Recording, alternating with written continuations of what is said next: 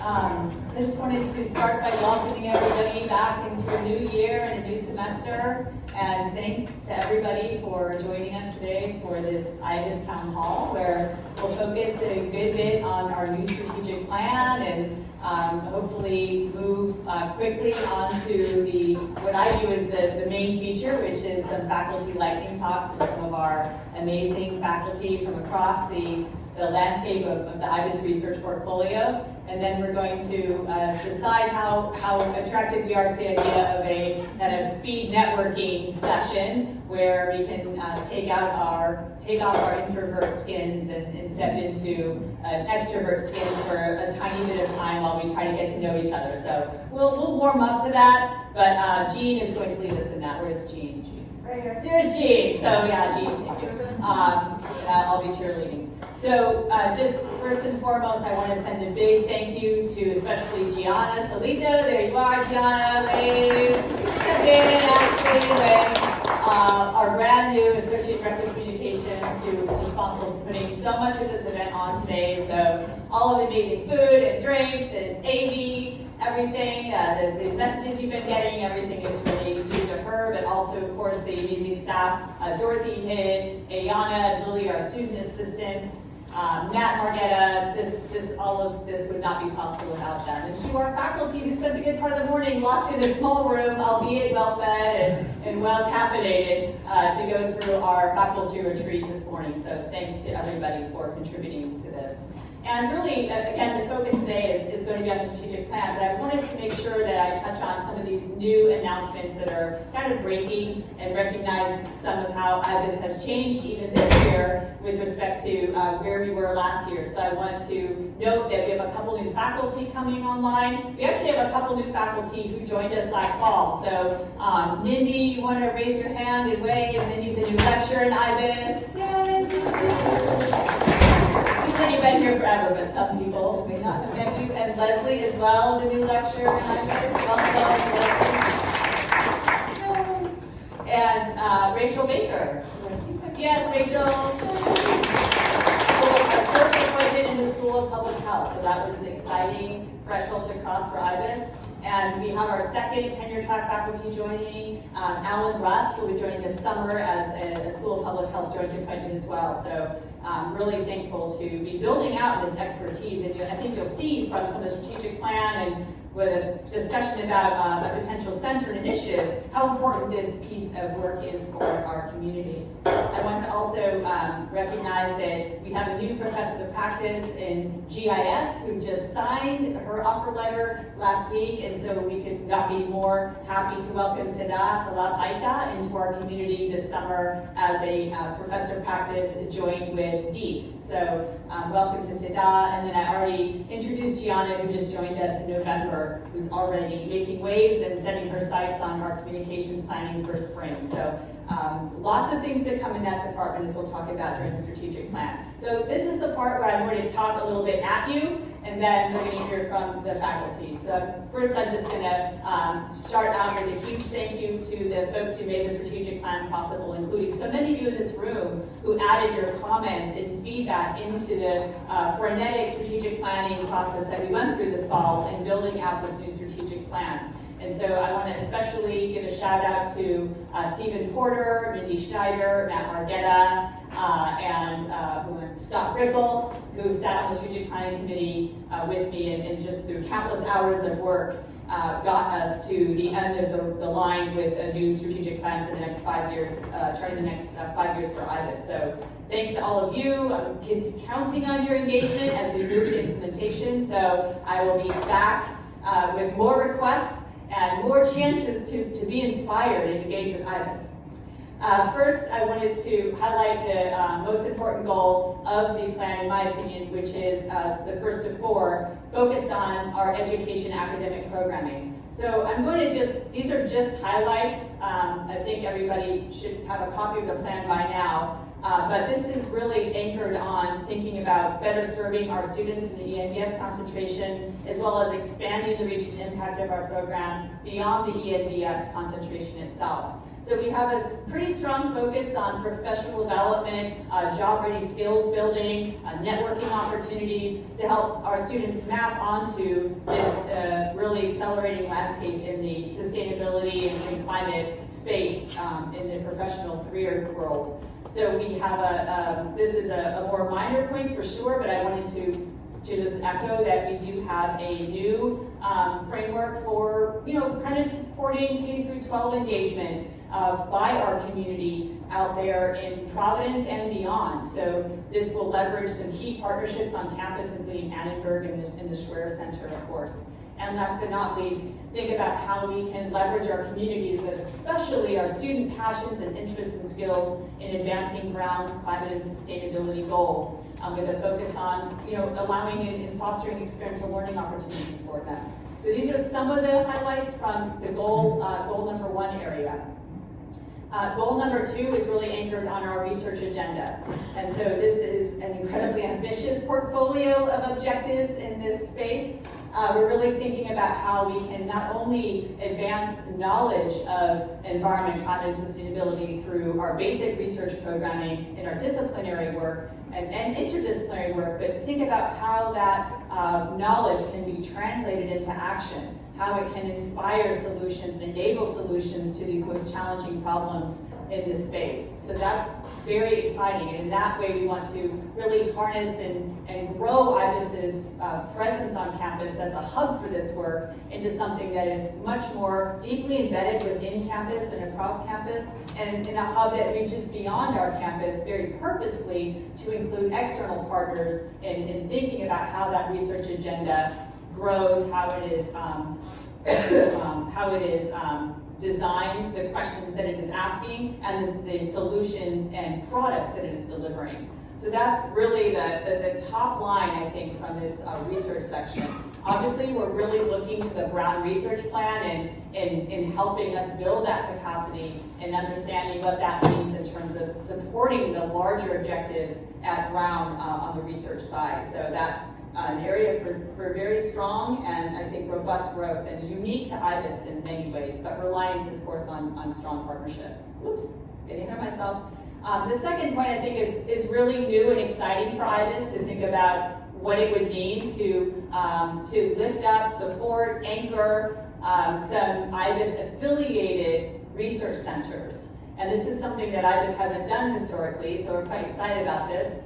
This is still taking shape in terms of what are the criteria to become a center? What does it mean to be an IBES affiliated center? I think it is most important criteria would certainly mean that it has some direct support from IBES, and that could come in the form of course, direct financial support, but also leveraging our in-kind resources here within IBES, our communications platforms, our access to academic programming, integration, etc. So we're really excited about what the future holds with respect to those centers. So if you are, whether you're in IBES faculty, we talked about this morning, but especially those folks who are not IBES faculty, or of course the early career folks in the room, this is really going to become an open call to think about how we build capacity in these centers of excellence, if you will, going forward over the next 5 years.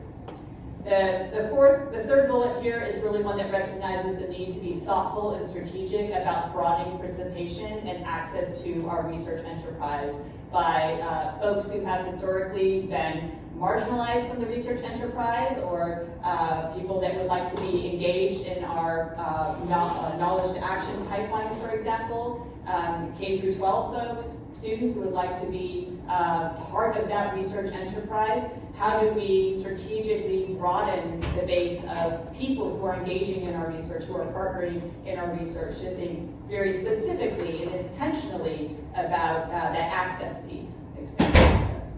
And then last but not least, all of this research enterprise requires a growing funding base. So we're obviously focused on sponsored external grants as a key metric, but we're also recognizing the need to harness and build a larger and diverse portfolio of funding base for our research enterprise, including work increasingly with foundations as an important research partner for many of our faculty in IBES, but also philanthropic funding as a game changer in many ways for our research enterprise as well. So those are some of the goal 2 areas in the research enterprise. Just moving on to goal 3 of 4 here, this is one that's very much focused on thinking about how we are basically championing ourselves internal to Brown and externally, how we are plugging in and partnering for impact, how we are raising our visibility both across Brown and across the world. And so this is in part about communication, in part it's about public engagement, and in part it's about recognizing how difficult it is, I think, to support this work within higher education in kind of traditional incentive pathways and the barriers that exist, that we could be purposely building instead into incentive structures, especially within IBES. And so this is really, I think, becoming more and more important to the success of our, for example, research initiatives, and how we are thinking about engaging external partners, making people aware of opportunities that exist to partner with IBES. And this is why I think this is such a strong focus of our strategic plan. So you'll see that first call to looking into the translational framework that helps our research move into action or to actual real-world solutions making with partners. And so this is really about cultivating a network of partnerships and thinking strategically about where our research can come to life out in the real world and what is required to enable that translational piece. The cultivate the public engagement and thought leadership is really important, something I'm particularly excited about as somebody who's spent a lot of time in this particular space. And right now, of course, we're trying to, as a sector, think about what it means to reach beyond the ivory tower and really make sure that our work is known and that we are listening to people's challenges out there and bringing it back into our research.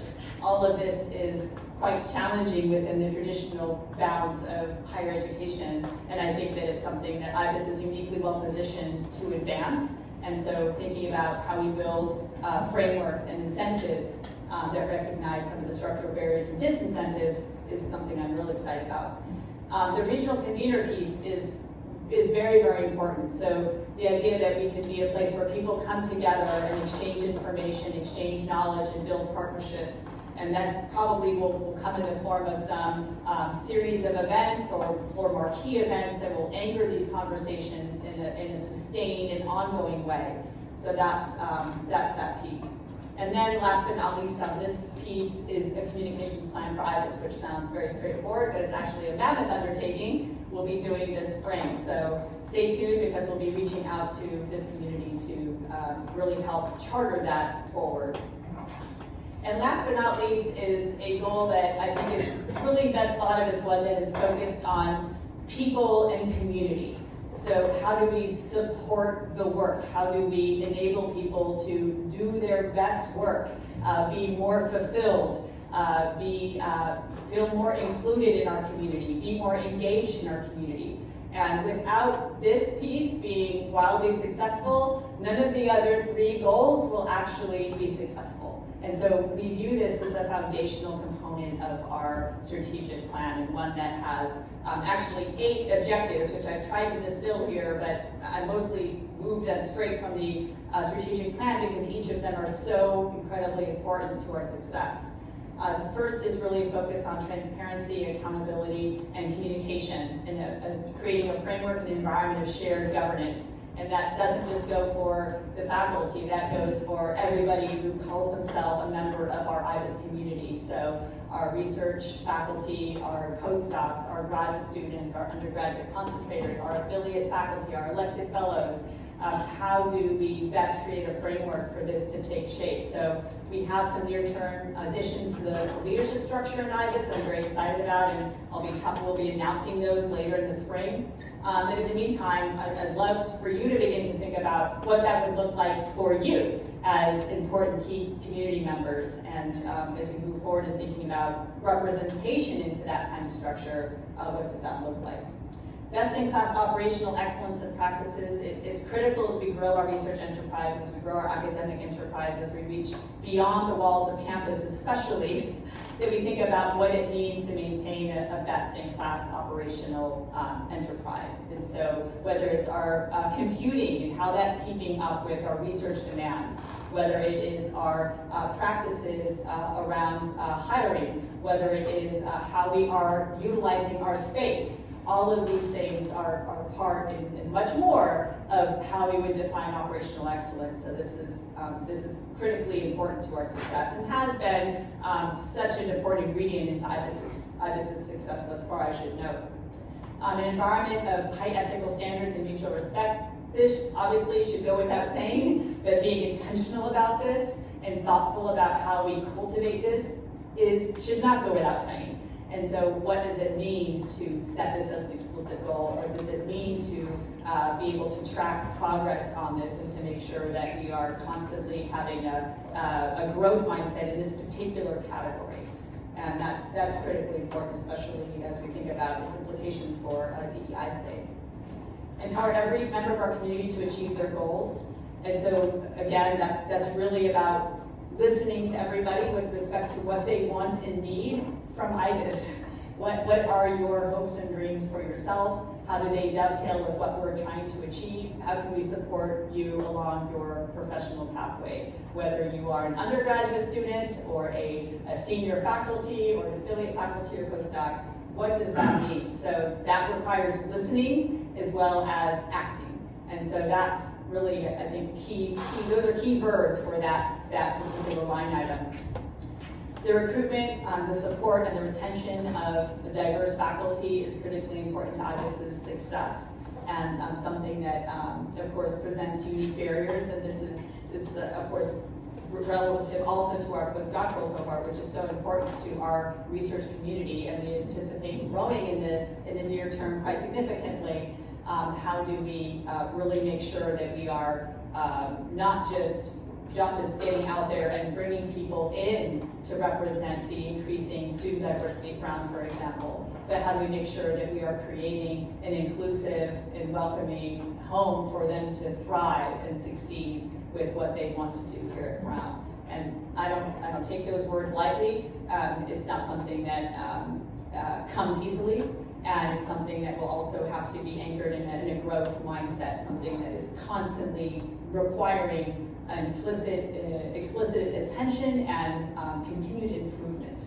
And so that's a critical piece I'm focused on as well. Too often this DEI work falls to a couple people in units, and those are sometimes champions. They bear a huge amount of labor on behalf of the collective. And so how do we think about a framework that actually allows people to share in this work and with explicit incentives for doing so? Because again, the incentives for advancing DEI work in higher education are too often not well aligned with pathways for career advancement, whether you're early career or more senior folks.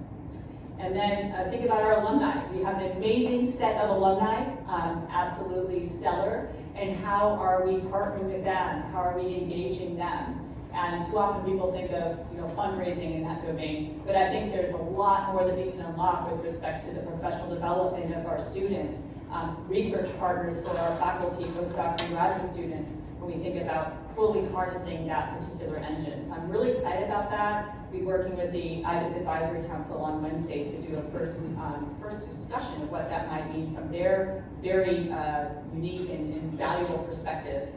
And last but not least here, we have an amazing group of postdocs, over a dozen postdocs who are affiliated with IBES. Round of applause, Miles. We have one of the most successful postdoc programs on this campus. So I'd like to think that we can continually improve on it.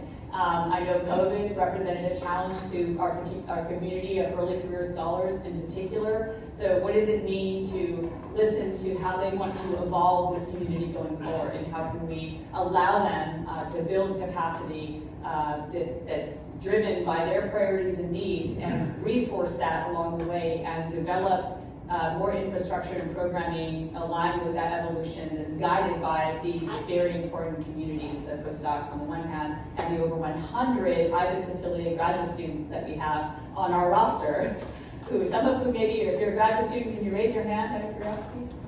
Yay, all right, awesome. And if you're a postdoc, can you raise your hand? Okay, all right. Amen, Ellen. Okay, so we have our work cut out for us in this area, though, and it is explicitly called out in our plan because it is critical to our success to really unlock the potential in this community. So I'm very excited to work with you. I know I've talked with you in the fall. Expect the same in the spring as we think about what this could look like. And again, think about us serving this community model, not a come to our events and hang out kind of model, although that too. Okay. All right, I wanted to stop and see if there are any kind of questions or discussion from the audience. I think we have a little bit of time for that. There's a lot of material. Again, I'll send the plan around. It's 10 pages long. This was only the 4-slide version, so with apologies for brevity. Are there anything, especially from our early career folks, that you wanted to add that you might like or that you may wish we thought about more?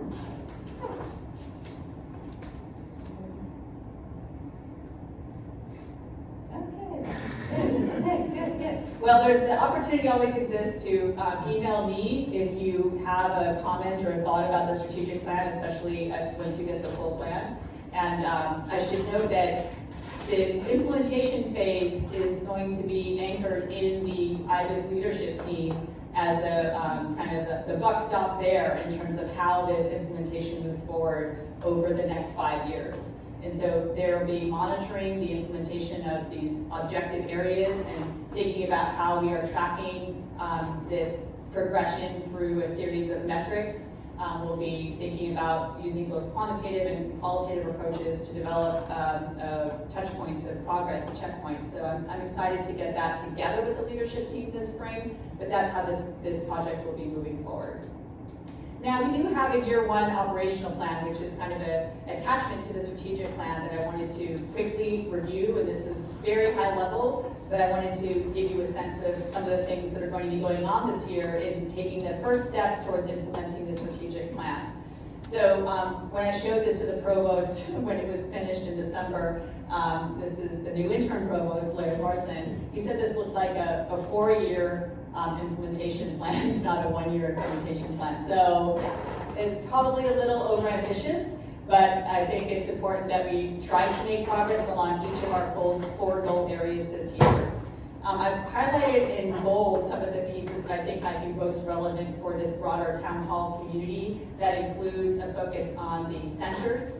That includes a revamp of our Seed Grant program. We're doing an analysis of return of investment, and again, it's not just by funding dollars, it's on all the different ways that the Seed Grant program has added value to the Brown research community.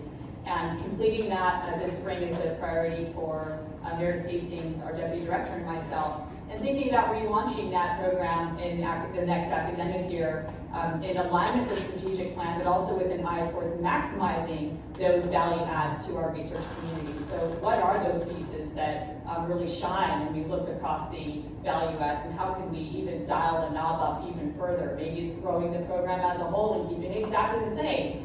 That could be one answer. Maybe it's adding some specific areas of foci or some specific ways that we'd like to see people partnering in our research enterprise. We are also instituting a faculty hiring plan. We'll be doing that over the next year or so to really get that fully in place. But we do have 3 tenure track hires that we'll be requesting for spring. One is environmental history, one is in economics, and we actually have a 3rd line that is associated with the new endowment, the faculty endowment line in IBES that will allow our faculty to grow another tenure track line in an area to be determined. So that's a really exciting opportunity for our faculty, and that's for those of you who are interested in chiming in on what you think might be most important. Please let us know. We'd love to hear what your thoughts are on that. The third goal is really about that engagement for impact, and in this we're really focused on how we could begin to revitalize our event series. What kinds of things do we want to do to help anchor some of our research themes, the aspects of partnerships that our faculty and research community and academic programming would love to see take place. Those conversations, those discussions, how are we going to anchor those into an event series? So that could either be a speaker series, public speaker series, and then again, this idea of a marquee annual event that will be housed, anchored in IBES, so we could have a rotating theme, but thinking about doing something for fall is on our plate. And then last but not least, goal 4, the foundation for success. Thinking about focusing in the very near term on that postdoc and graduate student capacity building and community building is a core priority. So that's really kind of tops the list of my to-dos this spring, but you'll see the other pieces there, including a new leadership support in the form of a chief of staff position that we'll be hiring. So that's that. I'm going to pause again. Any questions or comments about this before we move on? Okay, good. All right. So you'll get these documents. Please do engage with them. They are a lot more meaty than what I presented today, but I would love to continue to hear your feedback and have your engagement in moving towards implementation of the plan.